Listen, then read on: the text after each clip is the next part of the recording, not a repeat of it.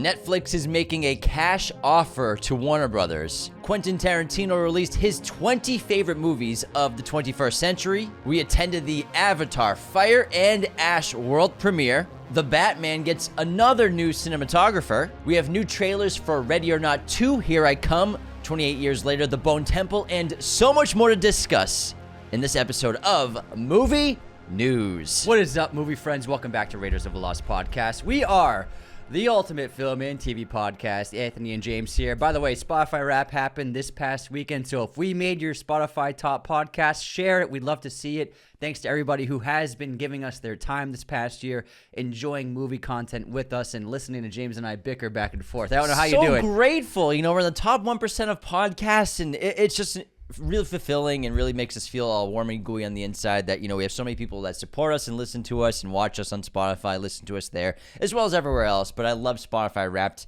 and hopefully you got our video if you were one of our top listeners, which we got to do with Spotify, which is a lot of fun. Who was your top, who's your number one artist again? Hans Zimmer. Hans Zimmer. It's always Hans Zimmer. Hans Zimmer for me, too. They put me on a leaderboard for global. Anthony's in the top 12,000 listeners of Hans Zimmer. I'm in the top 0.2%, but, like, you're absurd. I had almost 12,000 minutes to listen to him. I had 3,000 minutes watched, which is lower than usual because those are rookie numbers. I diversified my listening this year. A lot of F1 though. You know, it was kind of embarrassing though. My top 5 songs were F1, the different tracks in F1 soundtrack. You gotta listen to other things, man. I did. I have other. Did you really? I was just banging. When you were in my car, you listened to other things. That's what happened. No, I listened to that for 2 months straight. It was great. Yeah, but yeah, definitely share your Spotify Wrapped with us on Instagram, Twitter. We'll post in the stories. We'll like it. We're so grateful. Again, thank you so much to everyone who tunes in with us. Anthony and I also got to attend the Avatar Fire and Ash world premiere the other day, guys. It was fantastic. Super fun event. Massive carpets, and the movie is really incredible. We can't talk much about it. We can't review it, but we can give you a quick social reaction, like post-theater reaction. And I got to say, it's just a spectacle beyond belief, as always. The CGI visual effects are incredible. The story is resonant. So much strong themes dealing with family and loss and moving on and working together. And I just love the film, and James Cameron's a genius. Yeah, I had a great time. It's hard to make these work. Every one of these films works in different ways, and it might be my favorite Avatar movie. I have to think about it a little bit longer, but I thought it was really good. The story was great. The characters were improved. We had great new additions to the lore. Cameron is the king of sequels, and again, he just makes good movies. There's no way. That's just what he does. Huge crowd pleaser. Yeah, the audience loved it so much. And let's talk some more about Netflix. They're in the news again about buying Warner Brothers. It seems like Warner Brothers might make a decision at the end of the year, guys. So get ready to see what megacorp is going to be created from this. But Netflix's new bid to buy Warner Brothers is mostly a cash offer. They're arranging a mega loan to be able to pay to buy Warner Brothers with cash. A couple suitcases. That's a couple trucks of more cash. Than a couple Brinks trucks of cash. They're just going to take it's like Die Hard with a Vengeance. They're just going to bring in blocks of gold. Who said that we were terrorists? Who said anything about terrorists? Which is just insane. It's going to happen at some point. I think I agree with, who was it that said Cameron said it. Huh? James Cameron, that Paramount's probably the best option.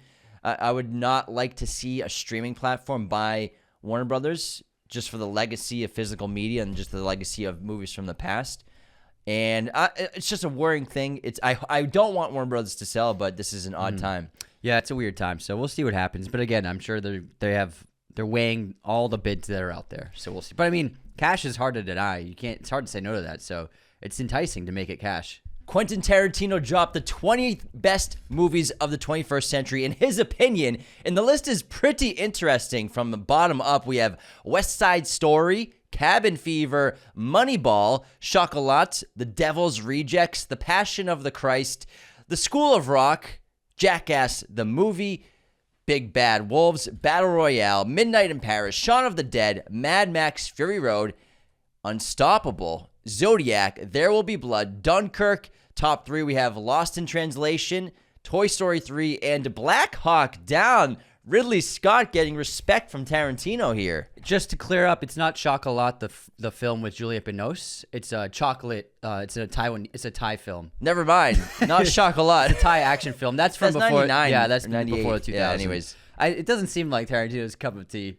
Well, I Chocolat. mean, he put Toy Story 3 at the top, too. I mean, true, yeah. It's an eclectic list, as you expect. I mean, he's always been, a very eccentric, very different guy, and he never follows anybody else's opinions. So, I mean, it's interesting to see. It's a really cool list. There's some weird movies on here, but it's different.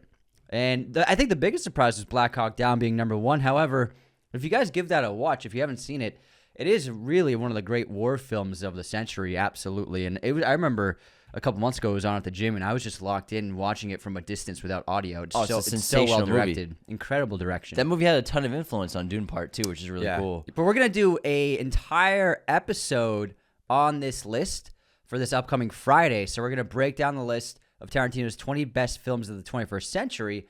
So it's going to be a fun episode. Stay tuned for that on Friday. Cannot wait. Also, we have some new merch available. If you check out this awesome design I have an awesome design as well, but yours is up right now. Yes, that's not available. This is available. So let's not just not Well, to I'm just confuse hyping anyone. people up. It's a Fellowship of the Ring style. But that's not available. This is available. We have this great. This is going to be our main logo for merch. This black, red, and white logo. You can get hoodies for this, and you get T-shirts for this design. There's links to the website, our Shopify account, on our social media bio. So check that out on our Beacons list. You'll be able to enter our shop and feel free to buy some amazing Raiders of the Lost Podcast merch this holiday season for either fans of Raiders that you know of or even for yourself to express your love for the show. We know a bunch of people who have bought gifts for their partners who are big fans of ours. So, hey, guys, make hints to your partners. Hey, I love Raiders. They have this new shirt available. It's almost Christmas time. It would be a nice gift. It's a great sweatshirt. It looks fantastic. And I've tried it on. It's very comfy. Yeah, Anthony and I have worn it together. It's great. At the same time. It'll keep you warm. We both fit in it. We have some news on the Batman. It was reported Lena Sandgren was going to be the cinematographer about a month ago. However, he's not going to do it anymore. Instead, Eric Messerschmidt is going to be the new cinematographer for the Batman Part 2, who you'd known most recently from The Killer and Mindhunter. So a very good. I got to correct you. You keep confusing. Linus is on Dune 3. Who was going to do Batman? No one yet? Fraser was going to do Batman. Oh, but he had to drop out because of the Beatles doc. This is what it is. So Linus was never attached to the Batman. Yeah, ever. I'm just making sure you all knew. I don't know why Anthony would say that. So Fraser dropped out of the Batman. Okay, because he's shooting the Beatles. The Beatles films are taking too long. Cool, man. Linus is Dune. Eric is the Batman. Yes. And man, I wonder how. Well, I mean, the Beatles doc's gonna be fantastic. I mean, yeah, it's 4 films, so imagine the shooting schedule of that fucking thing. What a beast of production. But Eric Messerschmidt he's David Fincher's guy. Yeah. Since Mindhunter, he shot all of David Fincher's stuff. So he's a really capable guy. He won an Oscar. He's an Oscar-winning cinematographer. For Mank? For Mank. Yeah. So the guy knows what he's doing. His films are really stunning and beautiful, and I think that, again, this is a great choice. It's a great alternative. If you can't get Greg Fraser, Eric's a really, really incredible DP. It's great news. Stranger Things season 5 finale has been announced that it'll be 2 hours and 5 minutes long, and it's going to play in theaters. And you can buy tickets right now. Over 500 theaters will be playing the finale of Stranger Things. I bet that expands. It'll be the second longest episode in the series. I wouldn't be surprised if it's like 2,000 theaters. That's crazy. Would you want to see this in theaters? I mean, I don't know, because I've always experienced it on my couch, on my butt. Yeah. Sitting down Plus, with it is some popcorn. New Year's Eve. Yeah, like, New Year's Eve. I'd rather go out on New Year's Eve and go see fireworks. I guess. Where do you usually see fireworks for New On the Year's west side. On Santa Monica. Oh, yeah. That's Venice. a good point. Marina Del Rey. Catch me there. Catch him there. Did you see the trailer for Ready or Not 2, Here I Come? I did. It looks pretty good. Yeah, it's interesting to see them the film takes place literally moments after the end of the first film, even though it's been several years since that movie came out. I think that's a smart decision. It picks up right after Grace has defeated the other family. I won't spoil exactly how, but there are new players that are pushing her to be and forcing her to participate in a new game, bigger, bolder, more action. Samara Weaving and Catherine Newton are the stars of this, but we got a great look at Elijah Wood, Sean Hannity, Sarah Michelle Gellar, and David Cronenberg in this film as well. Yeah. This is going to hit theaters April 10th, 2026. I'm all aboard. They got the two screen queens together. Catherine Newton and Samara are big screen queens lately, the last like 5 years or so. Yeah. Well, Samara for sure. Yeah. Catherine Newton, what horror? Abigail. And The Frankenstein movie she was in. Lisa Frankenstein. Yeah, that's not like a screen queen. Ant-Man was a horrific film. For a lot of people, Ant-Man Quantumania was a horror film. Roasted. Gotcha, Ant-Man. Boom roasted. Come on. I'm not. We all know. We all know. All right, let's talk. I'm not roasting Ant-Man. Quantumania. I like. Yeah, exactly. Yeah, Ant-Man was fine. Yeah. But it looks good. It looks like a return to form. They have a formula. I'm sure they'll make a few of these. It has a John Wick vibe of like this high temple expanding the world. Whatever, it is what it is. The first one's so good. Yeah. It's so underrated. Everything's being expanded. It's just the way movies are. Ready or not verse. Yeah, it's just the way things are, guys. All right, let's move on to another expanded franchise. 28 years later, The Bone Temple. They released a really epic trailer. And this hits theaters January 16th, so very soon. Was that a bone saw? Bone saw. The Bone Temple. Bone saw. Come on, you got anything better than Human Spider? That sucks. This looks great. Nia DaCosta stepping behind the lens, directing this film, produced by Danny Boyle and Alex Garland as writer, expanding on the lore that they've built out from the first film. This looks to be heavy Ralph Fiennes and his character, and it looks like we're going to see what his story was like post the crisis, and then how he got to where he was. Pre-crisis. Yeah, exactly. And then how he built the Bone Temple, why he built it, as well as expanding upon Jack O'Connell's character and the kid Spike. Yeah, Spike. Yeah, being joining that gang, and looks really fun. Looks insane. Looks crazy, scary. Corey, let's go, man. We got a great trailer for Curry Baker's Obsession. This just got picked up by Neon about a month ago. 2-picture deal for $15 million. Focus feature, sorry. The horror movie follows a man who makes a wish to win his crush's heart, but when he gets exactly what he asked for, it comes at an evil price. Great teaser, and then a trailer rolled out the day after. Theaters May 15, 2026. Great release date. Yeah, and I cannot wait to check this out. It looks awesome and really original. Yeah, it looks like a fun concept. I really like it, and I like how they just, like, that first tease was just like this, like, 1 minute scene from the car, and gives the audience an immediate understanding of what the world building is and what the concept is. It's great. All right, Nicholas Hoult and Daisy Edgar-Jones have just been cast in a new film together called Mosquito from the great creator Tony McNamara, who also wrote The Favorite. This series, it's a series, follows a recently married couple whose secrets are unraveled after an encounter with an intrusive mosquito. Interesting. So is this like a film version of the Fly episode from Breaking Bad? I mean, Holt obviously worked with him on The Favorite and The Great, so he has a great working relationship with Tony. I wonder if the mosquito is a little robot with a camera or like something like that. Maybe he's a big mosquito. No, but I mean like someone is controlling it, like a feed, like, spying. Maybe that's just like they just can't kill this fucking guy.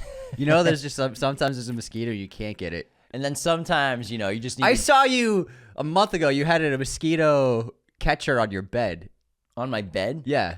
Oh, I was getting some mosquito bites. You were just like... It was like a couple months ago. Yeah, the end of the summer, they were coming in the house a lot. They were in your room a lot? Yeah. Oh, man. Because we have like the metal door in the back, and they come in. They're tiny. In L.A. and California, the mosquitoes are tiny. They're like... I can't remember what they're called because they're so small. They're like you can't see them. They're called little mosquitoes. No, this is like a clever name. They're tiny. They're minuscule, so you don't even see them flying around really. I hate them. They were getting you. I hate them so much. Yeah, they were getting me good. I hate them. I was getting so many mosquito bites. Shelter, a new Jason Statham action movie, comes out January 30th in theaters. Cannot wait to check this out. It follows a reclusive man on a remote island who saves a young girl from a storm that ends up drawing the both of them into danger. My name's Jason Statham, and I'm gonna build a shelter. It has kind of like a Jason Bourne vibe to it. Yeah. With him, like, he's just like living in the middle of nowhere. Then there's like tech people trying to track him down, and looks like a government agency are like hunting him. He's got a past, I'm sure. Yeah. Every Jason Statham movie, he's got a past.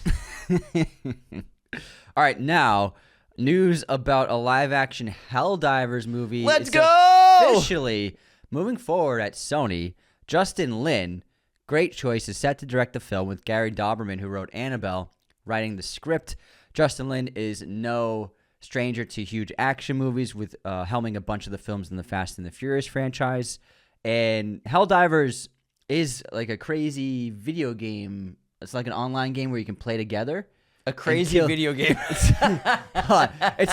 is the one where it's like Starship Troopers, but you play kinda. online. Yeah, so it's a multiplayer online game, and it's basically like a massive open world where you're fighting giant aliens and with team all over the world. It's really fun. It's cool. But it has the tone of Starship Troopers. Like, I'm doing my part. So it's this big satire on government control as well in Army.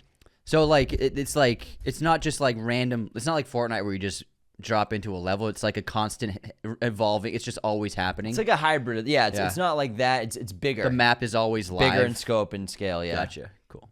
That's interesting. But yeah, it has that great fun tone of like, we're going to war because this is the right thing to do. And it's just like hyped up as much as possible, but it should be fun. If they capture that tone of Starship Troopers, because that's what really inspired Helldivers. That's really cool. One battle after another wins the Gotham Awards, making it an Oscar favorite because this is a pretty good precursor of what the nominees and winners will be. And also New York Film Critics Circle Best Film Award. So it won 2 of the first major awards of the season. Put your money on one battle. I mean, yeah, I'd be putting the house on it. I would. Next up, Sam Raimi and Jordan Peele, 2 icons of horror, are teaming up to produce a film called Portrait of God, directed by Dylan Clark. The film, based on a short film of the same name, follows a religious woman who discovers the answer to the question, what does God look like? Good question. Looks like Neytiri.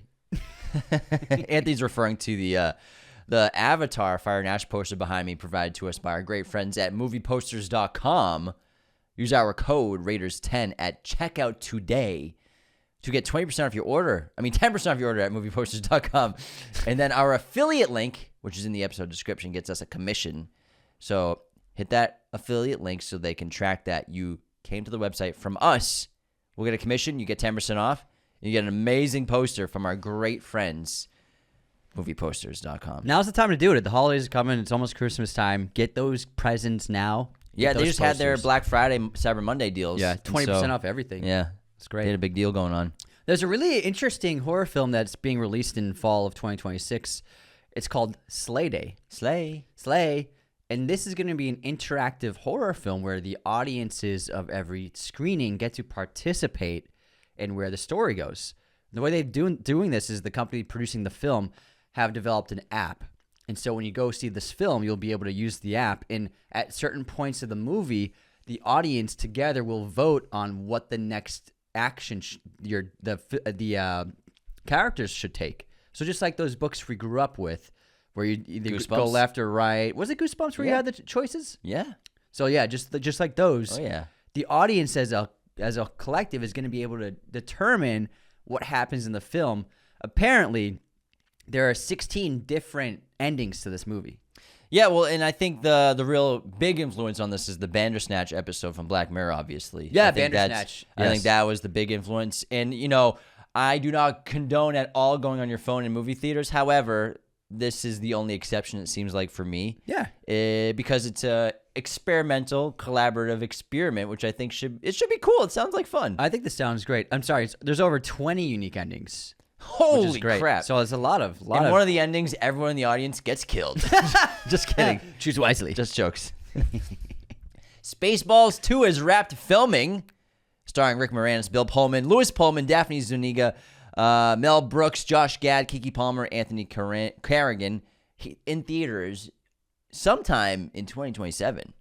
So we'll see what they cooked up here. Top Gun. It's going to be releasing in theaters on May 13th for its 40th anniversary. Bum, bum, bum, bum, bum. Cannot wait. Bum, bum, bum. I don't think I've ever seen it in theaters before. I never have either. That'll be great. Yeah. Marty Supreme, guys, they are starting to ramp up a marketing campaign because this movie comes out on Christmas Day, and it debuted on Rotten Tomatoes with 96% score. Second highest rated live-action movie of Timothée Chalamet's career, behind Lady Bird. Let's go, man. Let's go. Mother Mary. There's a new trailer starring Anne Hathaway, Michaela Cole, and Hunter Schafer. And this is from director David Lowery. It's an epic pop melodrama which follows a famous musician and her relationship with a fashion designer. Anne Hathaway plays the musician, and she's facing some sort of crisis right before a new live performance where she's playing one song for one event, and she needs a perfect dress for it. So she goes to this fashion designer who they clearly have a really troubled past together, and trying to get her to make her a new dress for this upcoming performance that is like the right thing, the perfect dress she needs. Visually looks so stunning. Yeah. And I mean, great performances. Lowry's a great filmmaker. Phantom Thread vibes, but pop star vibes as well. So it seems really good. Phantom Thread pop star. Our final bit of news. Did you see this Mad Men error in their 4K release on HBO Max? It's quite funny. Good. So they released a new version of the series in 4K on HBO Max. However, one of the scenes where Roger Sterling drunkenly pukes up oysters now shows a shot where you can see crew technicians in the frame where one of them is operating the actual puke machine behind them. So it's just an accidental shot that got put in the series from the 4K remaster and re-release, and it's quite funny because you can see them just in frame on side. It's just like two crew guys operating the puking. Was this something where maybe they didn't crop this, or was it just like the wrong shot? I have no idea. I have no idea. Maybe it was a cropping issue. Maybe it was the wrong shot. Who knows? But it's pretty funny. I doubt it's a cropping issue because the shot you can clearly see it's not coming out of his mouth, the puke. Because it's a profile of Roger with the puke coming from this direction and the camera's on his left side of his face. The puke's on the right side. And you can tell it's not releasing from his mouth. So I think it's an accidental shot, if I'm guessing right. It's just like a crew guy's like on his knees right behind the guys in suits. They were sleeping while they were editing this.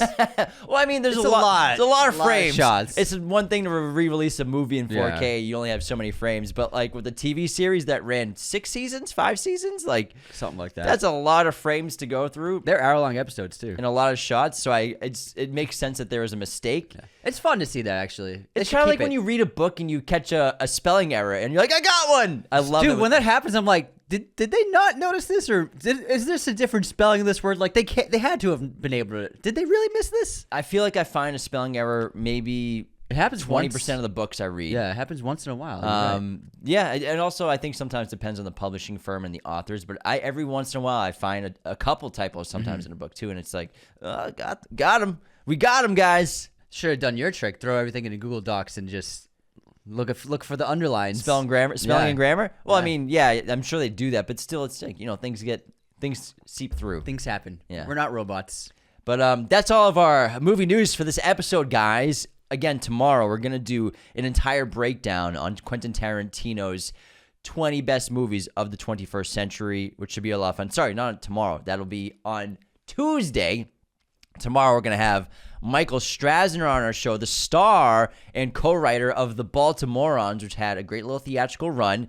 It's streaming right now on Amazon Prime, and we'd love for you guys to tune into that episode tomorrow. He's a really funny guy, up-and-coming comedic actor and star. Super nice, super funny, down-to-earth, and it was a great chat, so you guys will really enjoy it. I said that. It was my fault. I said that the Tarantino episode is going to be on Friday. It's okay, man. I thought it was Sunday. I know. I thought it feels like Sunday. It feels like Sunday. Yeah, we're recording this on Wednesday, obviously. Yeah, I don't know why. It feels like the weekend. But in the meantime, do all the things that help our show. Patreon.com/Raiders of the Lost Podcast. Get all those bonus content and episodes. Discord is available on there as well. 5-star ratings and reviews on Spotify and Apple. Subscribe on YouTube. Follow us on Instagram, TikTok. Thank you for anyone who shared us in your Spotify Wrapped. We appreciate you tuning in from around the world. In the meantime, take care. See you next time. This episode was executive produced by our chosen one patrons, Nicholas Martin and Jacob Kossler. Raiders of the Lost Podcast is a Mirror Image production.